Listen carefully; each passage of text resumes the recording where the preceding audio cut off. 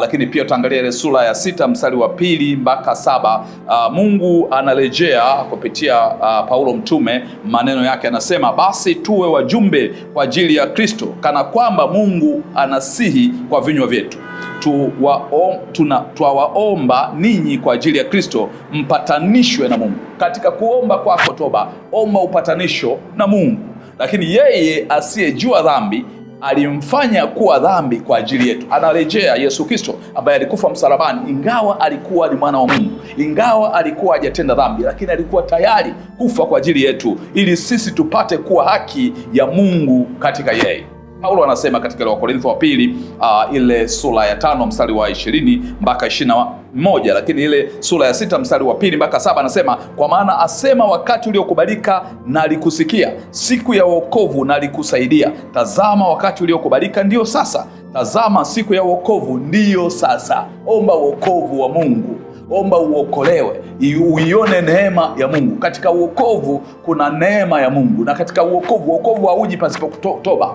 Angalia ile wakala wa Paulo mtume kwa Warumi ile sura ya 10, anza ule mstari wa 9 mpaka wa 11. Ni lazima mwenyewe uwe tayari kukiri kwa kinywa kwamba Yesu alikufa msalabani, Yesu ni Bwana, kwamba Yesu yeye alifufuka, Yesu ataniokoa. Na anapokuokoa Yesu, manake wewe unakuwa tayari mwana wa Mungu, na Mungu anakuhesabia haki. Katika magonjwa Mungu ataenda kukupigania, Mungu ataenda kukutoa, Mungu ataenda kukufanikisha. Katika yale ambayo pengine unaona magumu, kupitia toba ya kweli Mungu atakuunganisha na madhabahu yake ya mbinguni. Lakini Paulo anaendelea anasema, tusiwe kwazo kwa namna yoyote ile katika jambo lolote, ili utumishi wetu usilaumiwe. Katika kipindi hiki usiwe kwazo kwa watu wengine. Unajua kuna umefunga lakini unakuwa kwazo kwa watu wengine, unawabebesha watu wengine mzigo. Unafunga unategemea watu wengine wa kuhudumia, lakini unafunga unachelewa pengine kufanya jambo fulani la wajibu wako, unachelewa nyumbani, kazini, unachelewa.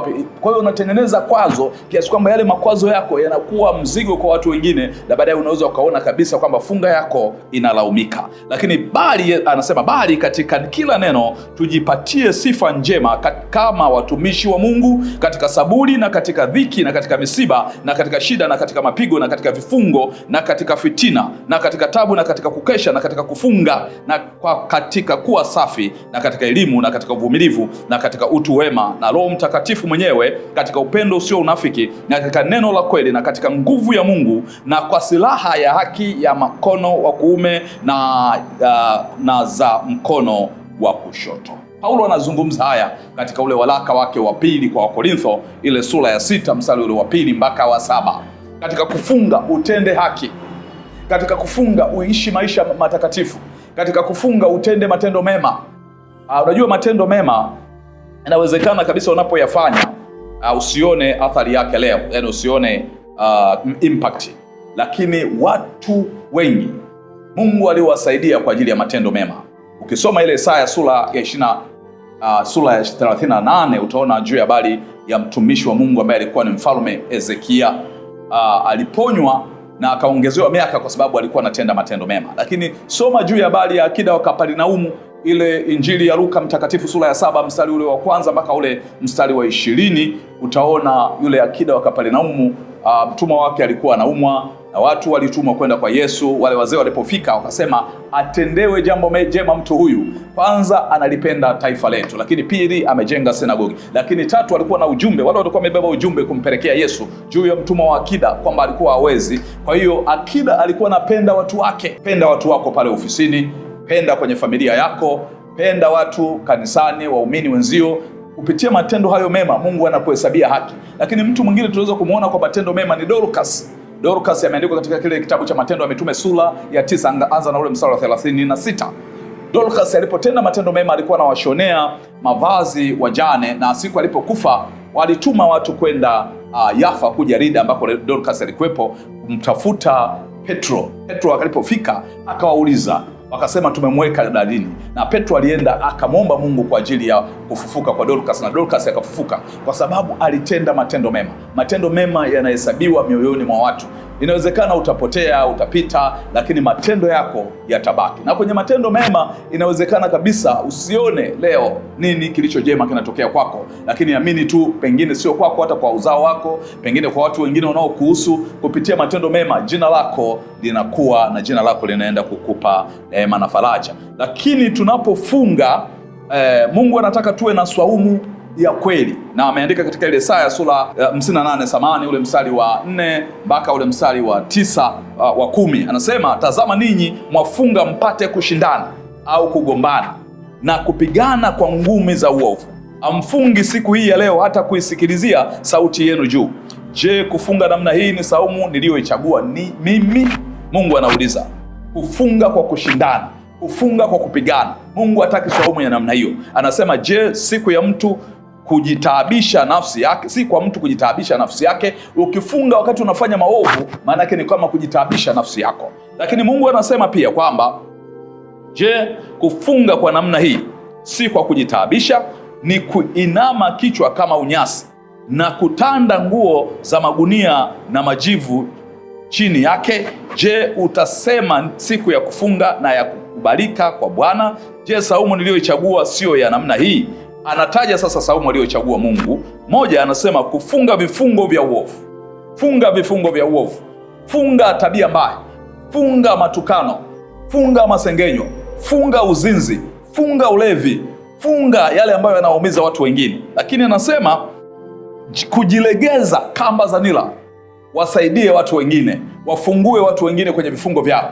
Omba rehema, waombee watu wengine rehema. Usiwabebe watu moyoni. Unajua, unapowabeba watu moyoni, mara nyingi anayeumia ni wewe. Utapata pressure, utapata vidonda vya tumbo, utapata kisukari, utapata magonjwa mengine yote ambayo hukuwahi kuyapata, kwa sababu kuna watu kila siku unawatafakari moyoni kuliko kumtafakari Mungu. Kuna mtu umembeba ndani ya moyo wako kuliko kumbeba Mungu. Kwa hiyo funga ya kweli pia ni kuwalegezea watu wengine vifungo, watu waliofungwa katika maisha yako. Wale ambao unako katika nyumba yako kila siku unawasema, mabinti wa kazi, vijana wa kazi, ndugu zako, kila siku umewabeba moyoni, alafu unawaambia, mimi leo nimefunga, niandalie chakula, nimefunga. Hiyo funga yako haina maana mbele za Mungu. Kwa hiyo anasema pia kuwalegeza kamba nila, kuwaacha huru walioonewa. Umeonewa watu wangapi pale ofisini kwako? Umeonewa watu wangapi katika nyumba yako? Waache hao watu huru. Lakini anasema kuwaletea masikini waliotupwa nje nyumbani mwako. Walete watu ambao wamekataliwa, watu ambao hawana neema, watu ambao hawana sifa, katika mahali ambapo wataiona neema ya Mungu, wataona furaha ya Mungu. Lakini anasema pia hapa anasema, waonapo mtu aliye uchi umvike nguo, wala usimfiche mtu mwenye damu moja. Ndipo nuru yako itakapopambazuka kama asubuhi, na afya yako itakapotokea mara, na haki yako itakapoanguka. Utukufu wa Bwana utakufuata nyuma ukulinde. Ndipo utaita, Bwana ataitika. Utalia naye atasema, mimi hapa. Kama ukiona nila isipo katika haya yote, wala kunyoosha kidole, wala kunena maovu, kama kumkunjulia mtu mwenye njaa nafsi yake, na kuishibisha nafsi yake iliyoteswa, ndipo nuru yako itakapopambazuka, na giza na kiu chako kitakuwa kama adhuhuri. Hiyo ndio funga ya kweli. Bwana Yesu apewe sifa sana. Bwana apewe sifa. Na katika kufunga yako majibu, nimalize hapa katika ile Isaya 58 ule mstari wa 11 mpaka 14, anasema, Bwana atakuongoza daima, ataishibisha nafsi yako mahali pasipokuwa na maji, na kutia nguvu mifupa yako. Nawe utakuwa kama bustani iliyotiwa maji, na kama chemchemu ambayo maji yake hayatapungua, wala watu hawatajenga mahali palipokuwa ukiwa. Utainua misingi ya vizazi, nawe utaitwa kwenye kutegemeza mahali palipobomoka, na mwenye kulegeza njia ya kukalia. Kama kuigeuza miguu yako, usiliofu sabato, usifanye anasa yako siku ya utakatifu. Ukiita sabato siku ya furaha na siku ya takatifu, na wenye heshima ukitukuzwa kwa kutokuzifanya njia zako mwenyewe, wala utayatafuta mapendekezo, wala kusema maneno yako mwenyewe. Ndipo utakapofurahia, nami nitakupandisha mahali pa nchi palipoinuka. Nitakulisha urithi wa Yakobo baba yako, maana kinywa cha Bwana kitanena haya. Bwana Yesu apewe sifa. Tumezungumza mambo mengi katika kipindi hiki cha siku ya kwanza ya Kwaresma.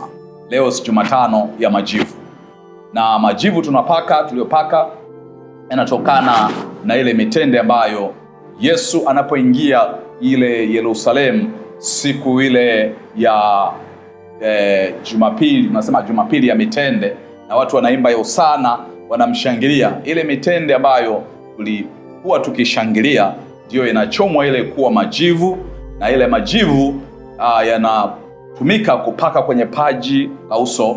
Na wengi tunapopaka yale majivu, wengine tunaonyesha siku hizi kwenye mitandao ya kijamii, leo nimeenda kupaka majivu, lakini itoke ndani ya moyo wako. Kupitia yale majivu, manake tafsiri yake ni kwamba Mungu anatukumbusha sisi ni mavumbi hapa duniani, tunapita na mavumbini tutarudi. Na tunaporudi kama mavumbi, manake turudi na wokovu wa kweli. Ile wimbo anasema, kumbuka mwanadamu, wewe ni mavumbi na mavumbini utarudi. Siku ya maziko tunakumbushwa tena, kumbuka wewe mwanadamu ni mavumbi na mavumbini utarudi. Kwa hiyo ni tendo la imani, tendo la mapokeo, lakini katika kutukumbusha kwamba sisi sio kitu hapa duniani. Sisi ni wana wa Mungu, na mbinguni kwa neema yake tutarudi. Tuombe. Baba Mungu mtakatifu, katika jina la Yesu na kwa damu ya Yesu Kristo, Mungu ninakuinua tena kwa ajili ya mwanao huyu ambaye amejinyenyekeza kwa ajili ya kwenda kufunga, amejinyenyekeza kwa ajili ya kwenda kutafuta uso wako, amejinyenyekeza kwa ajili ya kwenda kufanya matendo ya huruma na kufanya toba ya kweli na rehema. Naomba Roho wako Mtakatifu akamtie nguvu. Naomba uweza wako uwe pamoja naye, Bwana. Mungu asiishie njiani katika safari hii ya Kwaresma, ili aweze kufanikisha yale yote ambayo Mungu anatamani katika moyo wake. Ninaomba Roho Mtakatifu awe pamoja naye. Naomba Roho Mtakatifu akashike moyo wake. Roho Mtakatifu akamjalie amani na faraja. Roho Mtakatifu akamtie nguvu katika kufunga kwake. Wema wako Bwana usimpungukie. Fadhili zako Bwana zisimpungukie. Mtie nguvu Bwana. Ondoa kabisa yale ambayo ni makwazo kwenye funga yake. Bwana msaidie. Bwana mtie nguvu, asikate tamaa, asiishie njiani, asilegee. Bwana tisha njaa, tisha kila vifungo ambavyo vimemrudisha nyuma, roho za magonjwa, roho zote ambazo zimewarudisha watoto wako nyuma, roho za misiba, roho za ajali, roho za changamoto zozote ambazo zinaibuka pale ofisini au nyumbani kwake na kuzuia funga yake. Bwana, katika jina la Yesu na kwa damu ya Yesu Kristo, tisha tumbo lake, tisha Bwana, ili Mungu akaweze kuona neema yako kupitia funga hii amaenda kuifanya mtumishi wako, katika jina la Yesu Kristo. Msaidie Bwana yale yanayoyaomba katika kipindi hiki Bwana cha toba, kipindi hiki cha Kwaresma, Mungu akayaone yakitokea kwenye maisha yake, yakitokea kwa watoto wake, yakitokea kwa mume wake, yakitokea kwa mke wake, yakitokea kwa ndugu zake, yakitokea pale ofisini kwake, yakitokea kwenye biashara yake, yakitokea kwenye huduma yake, kwa jina la Yesu Kristo na kwa damu ya Yesu Kristo. Mungu tunaomba ukatufanikishe. Tunaomba neema yako isitupungukie. Neema yako ina fadhili zako ziwe pamoja nasi. Ni katika jina la Baba, Mwana na Roho Mtakatifu.